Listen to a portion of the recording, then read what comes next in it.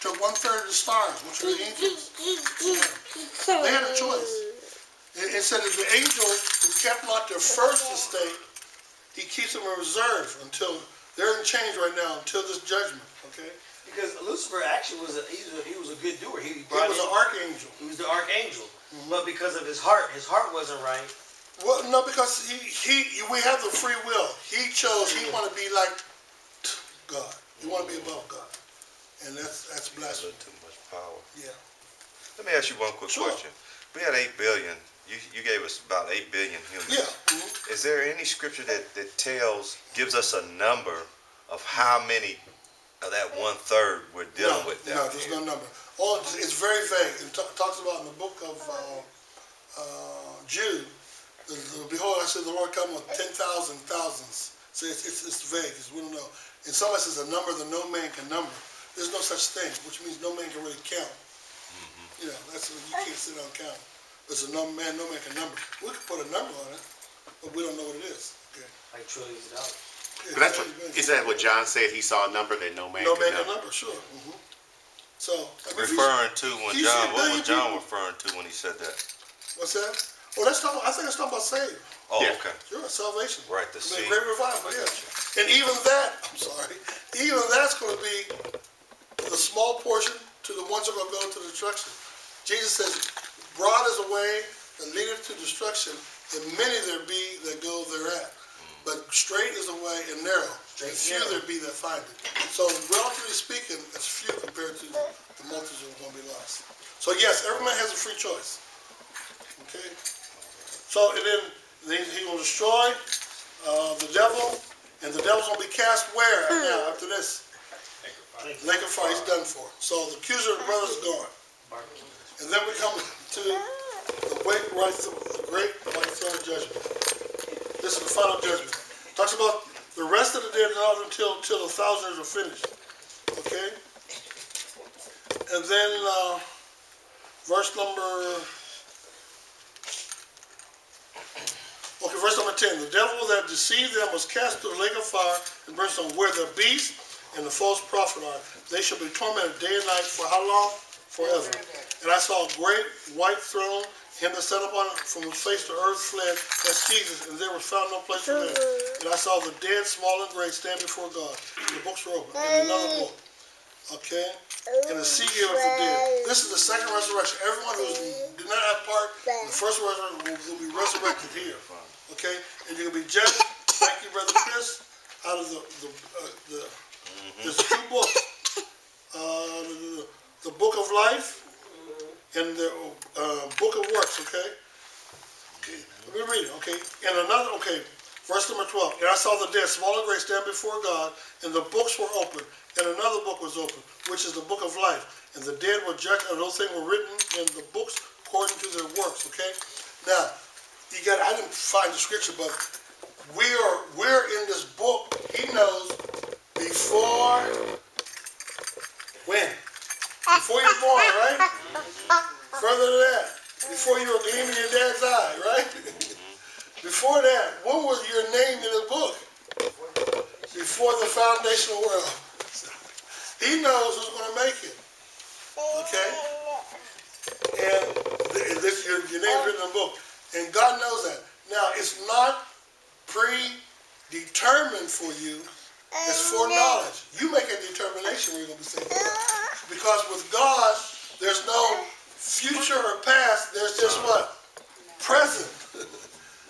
So I don't teach predestination. What's commonly came around, I think Calvinism, he taught predestination means that no matter what you do, whatever God says, you're going to be either saved or lost. No matter what you do, can't affect that. It's just the opposite. Whatever you've done is what affected that. Whether your name was put in the book of life or not. Okay? So, this white throne of judgment, the books are open, and I let you know that some people, I believe, through this white throne of judgment are going to make it. Because the accuser of the brethren is where? The lake of fire. Lake of fire. Okay? He's gone. So you're going to be judged according to your word. Some people, well, everybody heard about Jesus. Some people have not heard about Jesus. Somebody having heard the plan of salvation, but God deal with them according to their understanding and knowledge, and according to the works. And if they did according to the nature that God given to them, they did right, according to your faith be it unto you. He's going to judge that. Now again, I'm in the minority here. A lot of other people don't believe that. Even the right guy who wrote that chart that I give you, I handed out, he thinks everyone at the second resurrection is going to stand before God and automatically condemned. It's going to be a slam dunk. It'll be a kangaroo court. No.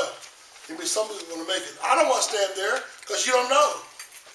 Right? You don't know if you're going to make it or not. You're in danger of the judgment.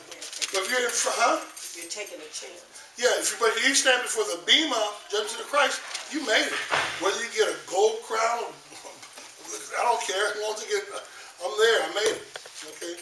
But anybody went to court? Anybody stand before a judge? Yeah. How many times? How many times? You don't know what the verdict is. I stood 2 times before court. It's traffic court. Ain't no big deal for court. But I fought a ticket. They said I was speeding. I fought it. Or no, red for a light. I fought it. My wife was with me too. I'm not saying that's the reason I went to the light. My witness. Wow. Anyway, Bunny. I went before the magistrate. He automatically said guilty. He said, but you can appeal this. I'm appealing. It costs you $20. I'm going to pay $20 to appeal so I can save $25. What's the point? But I was determined. So I went before the judge, not the magistrate. I went before the judge and did research. She asked my wife to speak on this. She did a nice job. Thank you, honey. And then the judge, the police officer said, the police officer was there. If he wasn't there, you know what happens? It's for free. So Satan is not there. So gee, he can make a decision where he wants. You're free, okay? So when the judge looked, he said these 2 words made me feel so good. He said, "Not guilty." I could almost shout. It's over $25 over there. I was happy. It was good words, okay? But I was in danger. That's all. I'm for every ticket now. Next time I want the ticket, guilty. He said so. So if you go, you're in danger of judgment. Here, when you're in danger, you don't know if you're gonna make it or not. So you want to go through the bema seat. Okay. So the white throne of judgment. Then after the conclusion of that, verse number 21, 21st chapter. And I saw a new heaven and a new earth, for the first heaven and first earth will pass away, and there's no more sea. Does this mean the first earth and first heaven, first earth was disintegrated? It means renovated. It's changed. It's just like us, our bodies. And it's a beautiful process. If you look through your life, okay? I mean, who am I going to pick on? I haven't picked on anybody. Pick on Sylvia, okay? No, don't pick up. Don't pick on you? No, okay. I'll pick on Chris. I'm reading. Anyway, this is when you're conceived in your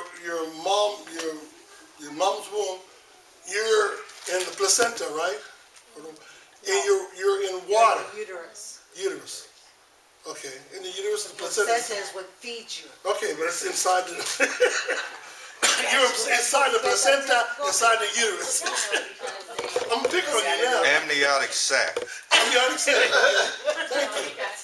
You're in the amniotic sac, inside the placenta, inside the womb, inside the belly. But you're in water. Okay? You're in water. And then when it's time for your birth comes out, you're born to the world, right? Yeah. Okay, and water is involved, water and blood. Okay, Yes, yes. but that's not complete. If the baby's born and no crying, that's because it's still birth. But they cry out. So there's water, there's blood, and there's pneuma, birth. Okay, crying out. So that's a natural birth. Then you go through a spiritual birth, salvation. You're baptized in what? Water. And you're baptized in the Spirit, which is you're speaking out. Okay, so and then. But you still get the same old body, right? But eventually, when the rapture comes, what's going to happen to this body? It's going to be changed to a glorified body. In a moment. That's the same process the earth is going to go through. The earth, when it was born, it was covered with what? Water.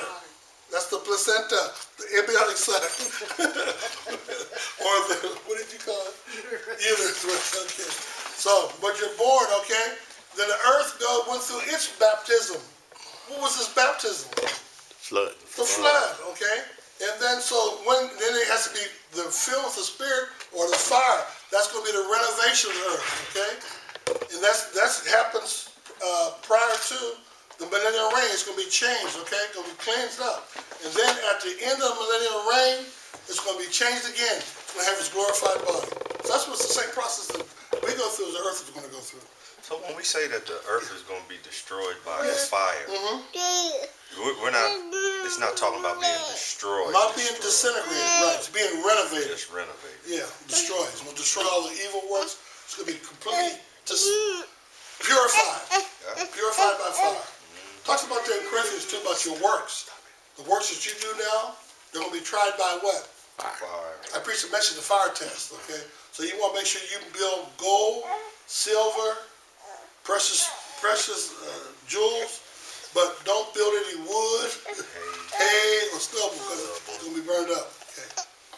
So, new heaven, new earth, and there's no more sea. And I, John, saw the new Jerusalem coming down from God of the heaven, prepares a bride door for her husband. And a great voice from heaven, behold, the tabernacle of God is with men, and he will dwell with them, they shall be of people. New Jerusalem will come down from heaven. I think it's going to be literally a satellite. When I say satellite, you know what a satellite is? Anything that rotates around heavenly body. The moon is a satellite. You know that, right? Yeah. It's a satellite of Earth. So New Jerusalem will come down. It'll be suspended in the air. Okay? And the Holy Spirit has access to heaven and earth. Heaven and earth. It's going to be a new heaven and new earth. The only thing different is there's going to be no more sea. And God will wipe away all tears from their eyes. Should be no more death, no more sorrow, no more crying. Should be any more pain. For the former things are gone away. Behold, all things are new. He is set up on the throne. Behold, I'll make all things new. I heard Bishop McKinney preach Mark the 7th chapter. You know what he preached? Jesus does all things well. All things well. Okay. He said, right, for these are faithful and true. It is done. I am Alpha and Omega, beginning and end. It will give it to him that thirsts. Come to the fountain of the waters of life. And goes on to tell who can be part of this. Talks about the New Jerusalem. If you measure this New Jerusalem, just so anybody knows, how big is this satellite, this New Jerusalem, going to be suspended in the air? Anybody know? You can read that. It's going to be 12,000 furlongs. Now you know how long it is? What, now, do you know what a furlong is? It's 12 furlongs in a mile, I think. It averages out, this New Jerusalem will be 1,500 miles wide, 1,500 miles high, 1,500 miles deep. That's going to be pretty big. That's the New Jerusalem. So I think it's going to be a literal city, okay? And then it talks about the foundation.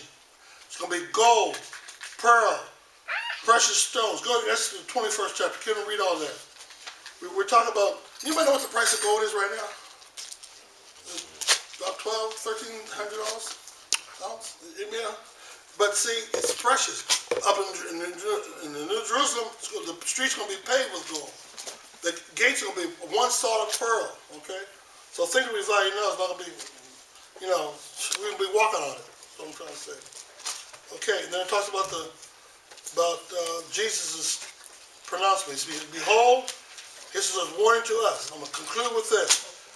That's Revelation 22 and 12. Behold, I come how? Quickly. My reward is with me to give to every man according to his work shall be. I'm Alpha and Omega, beginning and end, the first and the last. Okay? Blessed are they that do these commandments, that they may have right to the tree of life, and may enter into it through the gates of the city. For on the outside are dogs, sorcerers, whoremongers, murderers, are all done away with. Okay. Jesus said, I sent my angels to testify to you these things in the churches. I am the root and the offspring of David. It goes back to the son of David. The bright and the morning star. And the Spirit and the bride say, come. Let him that is athirst come. Let him that is athirst come. And whosoever will let him come and drink of the water of life freely.